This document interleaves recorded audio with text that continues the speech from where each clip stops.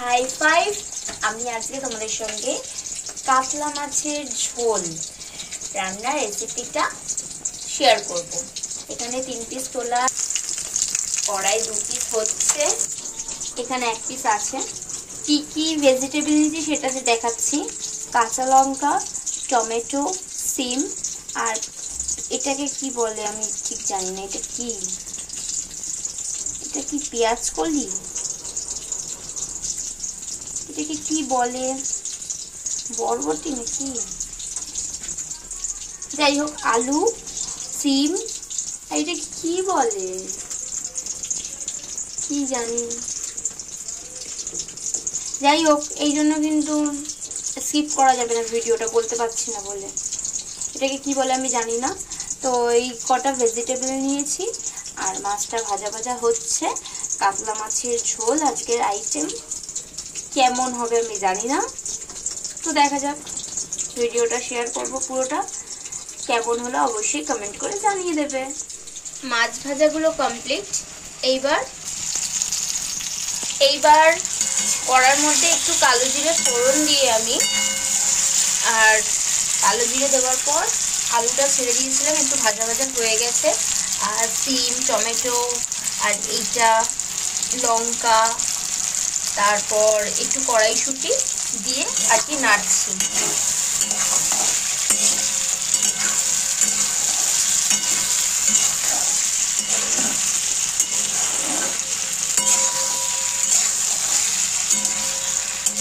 এগুলো সব ভাজা ভাজা হয়ে এলে এর মধ্যে নুন, একটু সামান্য হলুদ গুঁড়ো আর জিরের গুঁড়ো আর লঙ্কার গুঁড়ো দিতে বললো আমার মাস্টার তো আমার বৌদি। যাই হোক,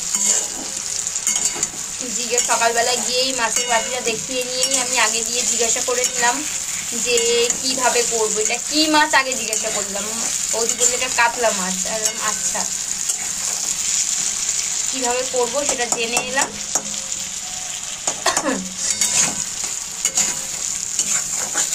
মাঝখানে মাছটা ভাজার পরে গ্যাসটা অফ করে গেলাম ইউভানকে স্কুল থেকে আনতে, নিয়ে এসে স্নান টান করিয়ে পড়তে পাঠিয়ে দিলাম। পড়তে পাঠিয়ে বাকিটা করছি। এই কড়াই সব দিয়ে দিয়েছি, সব সবজিগুলো আগেই কেটে দিয়ে গেছিলাম। ওকে স্কুলে দিয়ে এসে সবজিগুলো কেটে নিয়েছিলাম, তারপরে মাছটা ভেজে নিয়েছিলাম। এই এখন সবজিগুলো একটু ভাজা ভাজা হয়ে এসছে। এর মধ্যে একটু নুন, হলুদ গুঁড়ো আর জিরের গুঁড়ো, লঙ্কার গুঁড়োটা দিয়ে নিই।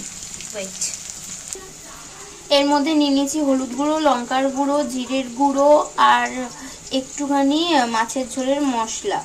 এটা সানরাইজের মাছের ঝোলের মশলা।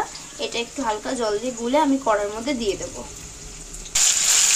এবারে মশলাটা দিয়ে দেবো। এর মধ্যে নুন দিয়ে দিয়েছি, মশলাটা এর মধ্যে দিয়ে দেবো,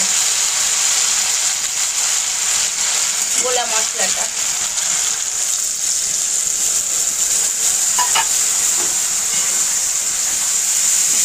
কালারটা ঠিক আছে তো মাছের ঝোলে?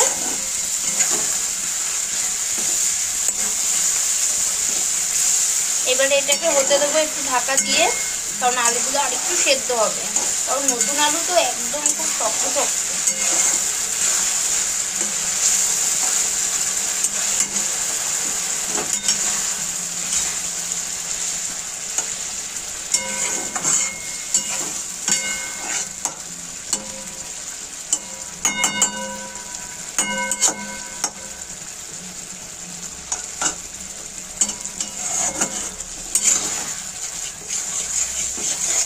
ওকে একটু ঢাকা দিয়ে দেবো 5 মিনিটের জন্য, 5 না 3 মিনিটের জন্য একটু হালকা ঢাকা দিয়ে দেবো।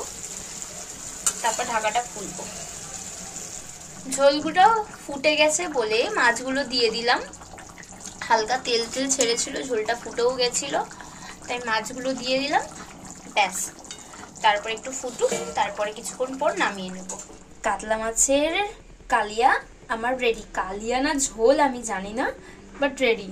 বেশি ঝোল হয়নি, ভাবছিলাম অপশনাল, এটা বলেনি। একটুখানি উপর থেকে ঘি দিয়ে দেবো, ভালো লাগবে, দিয়ে দেখি।